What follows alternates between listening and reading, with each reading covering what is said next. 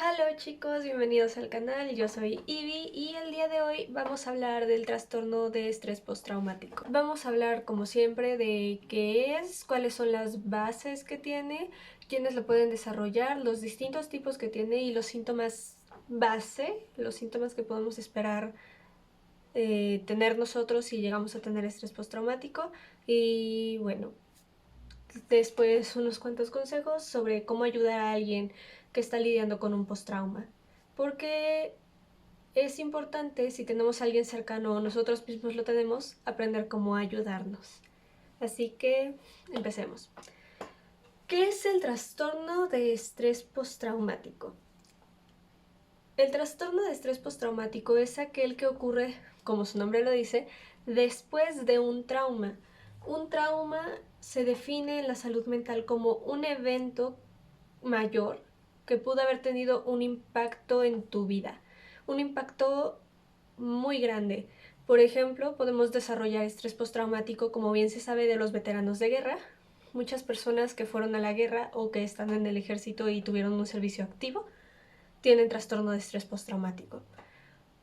También se puede desarrollar por agresiones sexuales, lo cual es una causa mayor porque pone en riesgo tu vida, por accidentes de tránsito, avión o tren, o por eventos naturales como incendios, erupciones volcánicas, terremotos o inundaciones. Cualquier cosa que tenga el potencial de poner en riesgo tu vida va a crear un trauma. También tenemos que aclarar que hay personas que desarrollan trastorno de estrés postraumático por la muerte repentina de un ser querido o por eventos mayores que incluyan a alguien a su alrededor. Todo aquello que tenga el potencial de alterar tu vida puede generar trastorno de estrés postraumático. Las mujeres somos más propensas a generarlo que los hombres, a pesar de que está muy televisado en la cultura ver el estrés postraumático en veteranos. No solo los veteranos hombres lo sufren y no solo son ellos los que fueron a la guerra o estuvieron en el ejército quienes lo tienen. Un ejemplo de alguien famoso con estrés postraumático es Lady Gaga, por abusos sexuales. Ella misma lo ha hablado, voy a dejar mis fuentes ahí y pues pongamos una foto de la diosa Gaga, ¿por qué no? Listo. Hay una lista de síntomas que van a presentar las personas con estrés postraumático y estos síntomas son a los que más atención tenemos que poner nosotros como acompañantes o como pacientes, porque mientras más conocimiento tengas sobre un síntoma, más control tienes sobre él.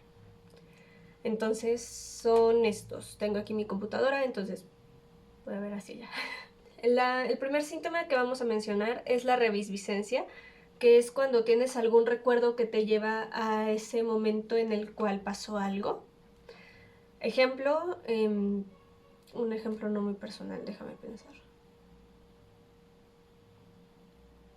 Un ejemplo puede ser haber chocado y tener los recuerdos de qué ibas escuchando, cómo te sentías, el sonido del choque, gritos, la manera en la que tú te moviste, tu reacción, o revivir el recuerdo completo desde obviamente tu perspectiva.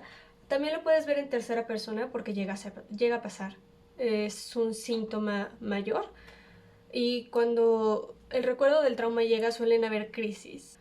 Los puedes tener despierto, que son los flashbacks de los cuales todos hemos escuchado. Otro ejemplo que puedo poner de flashbacks son algunos capítulos que salen de Owen Hunt en Grey's Anatomy. Él tiene estrés postraumático. Entonces hay ciertos recuerdos que te muestran en algunos capítulos en los que él los ve, igual que cuando Meredith recuerda su accidente de avión. Esos son los síntomas de reviscencia cuando estás despierto, a.k.a. flashbacks. También los puedes tener en pesadillas, suelen ser, en el caso de las personas que yo conozco y yo misma con mis traumas, los más graves. Recuerdas todo, lo revives, pero estás dormido y no puedes hacer nada porque la pesadilla, como está en tu subconsciente, está completamente fuera de control. Y así como puede ser tal cual como pasó, como puede escalar a terminar siendo una persecución, como puede escalar a terminar muerto en tu propio sueño, una explosión, cualquier cosa. En mi caso son los más difíciles. Mis pesadillas llevan años molestándome. Llevo años en tratamientos con medicamento para dormir. Ninguno funciona. Y las pesadillas se hacen más vívidas justamente porque tengo que tomar el medicamento y no puedo despertar. Y aumenta la sensación.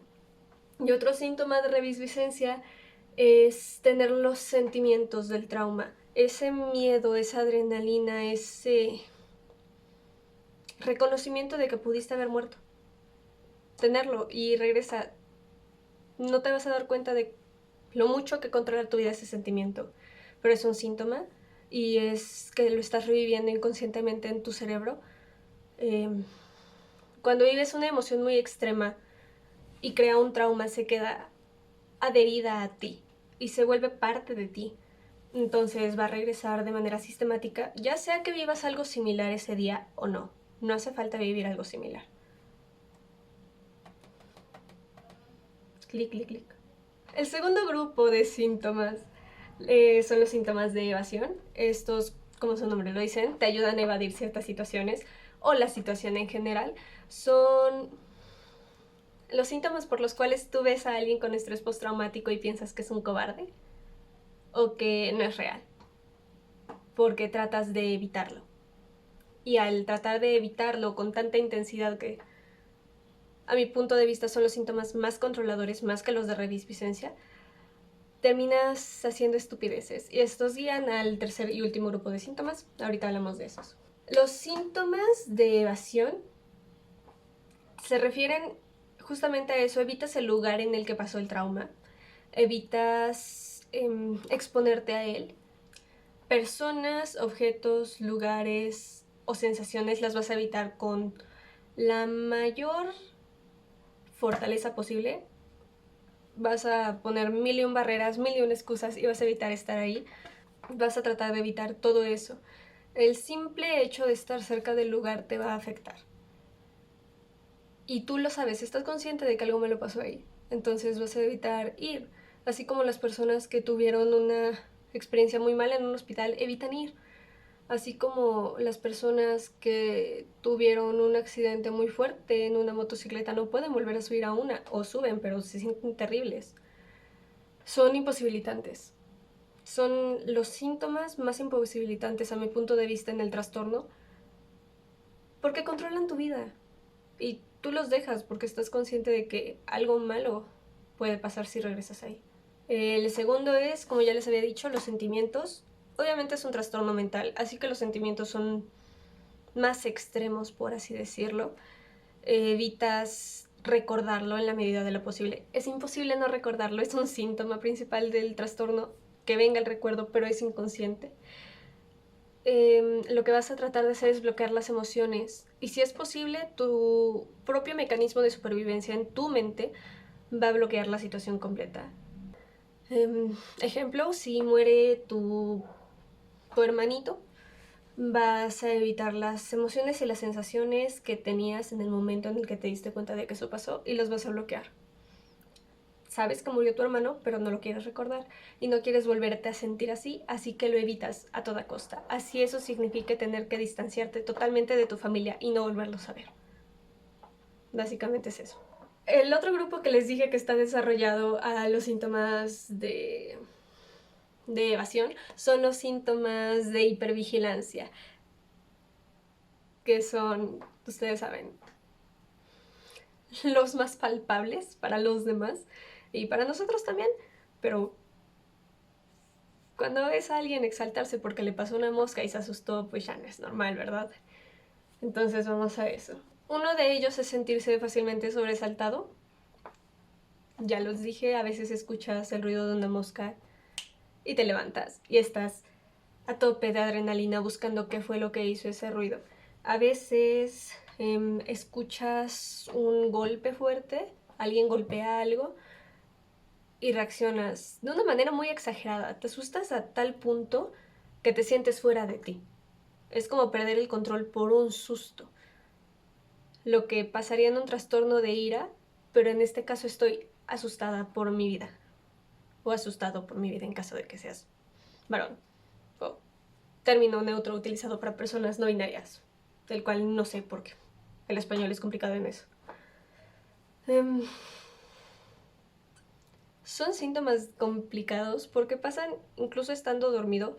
Si hay algo que suene como algo que tú viviste estando dormido, vas a despertar asustado y obviamente en un estado de vigilia no eres la persona más confiable, puedes agredir a las personas a tu alrededor o agredirte a ti mismo en ese momento. Así que es importante tener cuidado cuando estás con alguien con estrés postraumático, con el ruido y las cosas que hagas, porque incluso un roce en un mal momento puede traer un recuerdo y activar el miedo extremo que viene en esta clase de síntomas. Si algo te lo recuerda, te asustas al punto de que pierdes totalmente el control sobre ti. Otro síntoma es sentirse tenso o al límite. Ustedes saben, eso es algo que se relaciona mucho con la ansiedad, ese nivel de tensión de sentir que vas a perder el control. Es uno de los síntomas que compartimos con la ansiedad y obviamente todas las personas que tenemos un trastorno por trauma tenemos el rango de síntomas de estrés postraumático, queda claro. Por eso me incluyo en el grupo, yo no tengo TEP, antes de que alguien me pregunte.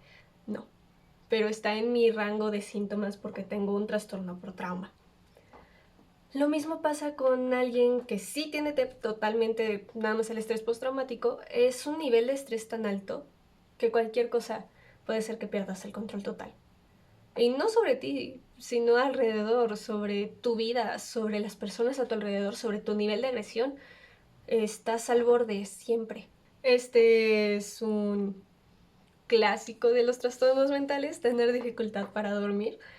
Obviamente vas a tener los recuerdos y los recuerdos no te van a pedir permiso para llegar antes de dormir, después de dormir o durante tu sueño, porque no funciona así. Si fuera así no existiría el trastorno. Cuando duermes eres vulnerable, es uno de los momentos más vulnerables del día. No estás consciente y no te puedes defender. Y la sensación de haber pasado algo tan extremadamente fuerte hace que tú mismo reacciones con ese miedo de si duermo, algo malo puede volver a pasar.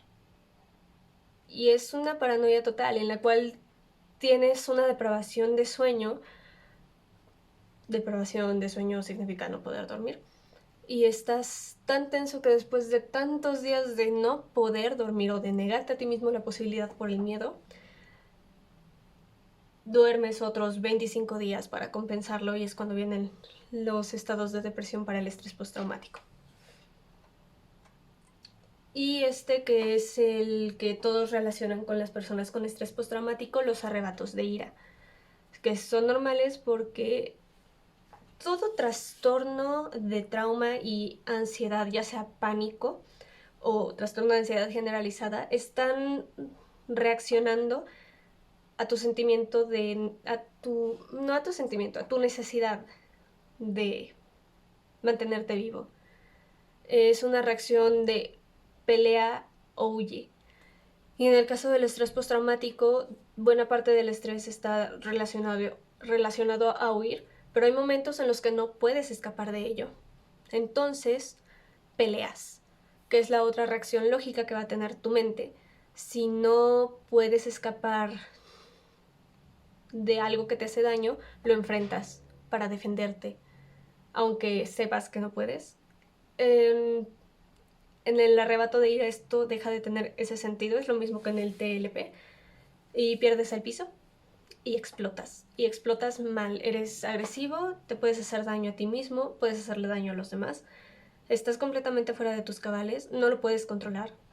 Queda claro que no vas a poder controlar ciertos niveles de ira y se acumulan y se alimentan del miedo. Entonces llega un punto en el que explotas y las cosas salen de control. Es un ataque de ira común, pero en este caso no está alimentado solamente por la ira, sino que está alimentado mayormente por miedo y ansiedad. El cuarto grupo de síntomas son los del estado de ánimo, que son los que menos se mencionan. Muchas personas no ponen atención al estado del ánimo de una persona con estrés postraumático, sino nada más al trauma que lo ocasionó. pero viene con un abanico de emociones, obviamente, y estas emociones pues afectan ciertos aspectos del mismo trastorno. Uno es problemas para recordar cosas importantes del evento traumático. En mi caso yo recuerdo todo con un detalle tan puntual que a veces me parece estúpido recordarlo, pero hay personas que tienen dificultad para recordarlo. Entonces, lo que hace tu cerebro es, si te protejo de este recuerdo, deja de tener tanto poder sobre ti y nos afecta menos. No, no es cierto, porque la emoción sigue ahí, pero no tiene una razón aparente para ti de estar presente. Lógico que si pasas algo que te afectó mucho, olvides ciertas cosas, pero recuerdes, por ejemplo, el color de la playera que llevabas puesto o el día de la semana que era. No te acuerdas exactamente de lo que pasó, pero recuerdas cosas sin sentido. Y es frustrante cuando empiezas a trabajar el trastorno o el trauma, porque no tienes algo puntual a lo cual dirigirte, y tú como paciente quieres tenerlo para tener control sobre la situación, y tienes que vivir con el hecho de que no lo vas a encontrar. No conscientemente, no tú solo.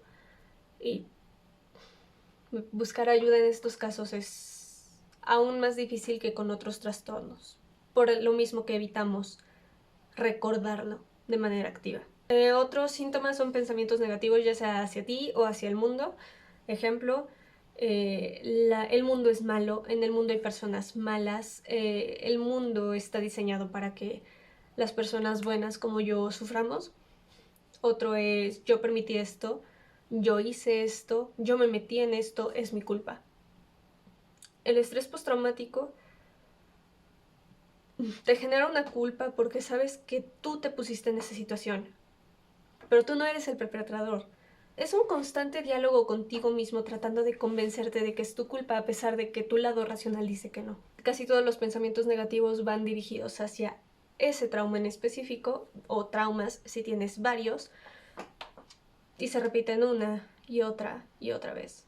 Otro síntoma es justamente eso, sentir culpa o remordimiento. Piensas tan mal de ti mismo que tiene que ser tu culpa porque no había nadie más. Porque ¿quién más puede cargar la culpa de algo malo que te haya pasado más que tú mismo? Te ves pequeño, te ves débil, te ves inútil.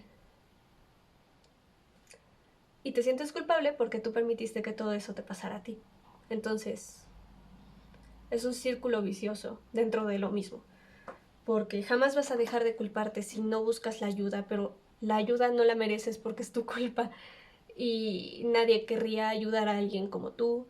O tú no mereces la ayuda porque eres alguien malo, débil, manipulador, etc. Cualquier cosa que pueda degradarte a ti mismo dentro de tu propia mente, la vas a hacer. Perder el interés en cosas que antes disfrutabas, al igual que en la depresión, y pierdes el interés, te dejan de llenar, te dejan de llamar la atención, o simplemente te traen muy malos recuerdos o muy malas sensaciones y las apartas. Y ya, si te gustaba salir a caminar y ese camino te lleva hacia el trauma, lo vas a evitar. Si te gustaba salir a caminar, pero ahora sientes que no mereces tener esa diversión porque eres culpable, lo vas a dejar de hacer. Y problemas para concentrarse. Como en casi todos los trastornos, la concentración no está ahí, más en este caso que el estrés postraumático genera ciertos niveles altos de disociación. Menos estás concentrado, puedes estar viendo a alguien en una plática que al inicio te interesaba, pero ya no te enteraste de nada, no estuviste ahí los últimos 20 minutos de tu vida, a pesar de que estuviste presente. Es eso básicamente, pierdes la concentración y cuando te das cuenta ya pasó mucho tiempo. Hay maneras en las que se presentan ciertos síntomas, pero no tienes estrés postraumático, tienes síntomas de... Y hay personas que tienen el estrés postraumático, y para que te puedan diagnosticar solo trastorno de estrés postraumático, tienes que cumplir ciertos requisitos, como con todos los trastornos. Si no, van a buscar qué otra cosa está pasando. En el caso mío, de que tengas mucha disociación, ya no fue estrés postraumático. Para que te diagnostiquen trastorno de estrés postraumático, obviamente necesitas estar en apoyo ya sea psicológico o psiquiátrico, probablemente en las dos, y te van a diagnosticar algo así de fuerte. Y tienes que cumplir con los requisitos de: 1. Tener al menos un síntoma de revisviscencia, ya sea las pesadillas, los flashbacks o los pensamientos aterradores. Alguno de estos tres. Al menos un síntoma de evasión, de los cuales pues no conozco a nadie que haya vivido un trauma que no los tenga. 2 síntomas de hipervigilancia y de reactividad. Puede ser 1 de hipervigilancia, 1 de reactividad, 2 de hipervigilancia, 2 de reactividad. El punto es tener alguno de estos y tener al menos 2 síntomas cognitivos, o sea, los de tus emociones y tu comportamiento. ¿Por qué se necesita marcar un cuadro en el cual las personas caigan dentro de esta descripción? Es muy fácil que el ser humano viva un trauma y es muy fácil que se genere un trastorno por eso. Lo que no es fácil, además de averiguar eso, porque obviamente tienes que ser un profesional certificado, es ponerlo en un solo abanico, en un solo rango. Hay muchos tipos de estrés postraumático. Hay trastorno de estrés postraumático, que es el que estamos hablando, estrés postraumático complicado. Hay personas con trastorno de personalidad límite, hay personas con trastorno de personalidad paranoide, personas con trastorno de personalidad disociativo y un largo etcétera. Entonces tenemos que separar todos estos trastornos de trauma de sí mismos para saber cómo ayudar a cada uno de estos grupos separados. Y por eso necesitas cumplir con estos requisitos para ser diagnosticado con trastorno de estrés postraumático. Ahora, ¿qué tipo de terapias se recomiendan para una persona que tenga diagnosticado trastorno de estrés postraumático? Van a haber medicamentos, lo más probable es que tengas que seguir un tratamiento psiquiátrico, y van a haber terapias de plática o psicoterapias en las cuales tú vas a exponer tus emociones de una manera más sana y te van a enseñar a por qué no es tu culpa y a llevar estas emociones desde un lado negativo hasta un lado positivo para poder vivir con ellas y poder convivir con tu trauma de una manera menos destructiva. Ahora, esto ya es controversial y voy a cerrar la computadora. Hay personas que sostienen que es posible prevenir el trastorno de estrés postraumático, obviamente evitando situaciones muy extremas, buscando apoyo después de que pase un trauma y demás cosas. Yo en lo personal, por mi experiencia y por lo que he visto con otros pacientes y conmigo, no es algo que puedas prevenir, pero es algo con lo que totalmente puedes convivir y vivir diario. El estrés postraumático tiene un alto rango de recuperación cuando es solamente estrés postraumático. Es un periodo de aproximadamente un año para empezar a ver... se me enredaron las pestañas. Para empezar a ver las mejorías.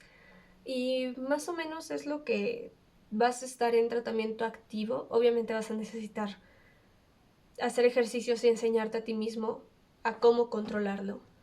Y la terapia que funciona para tu amigo puede no funcionar para ti, lo mismo que con los medicamentos.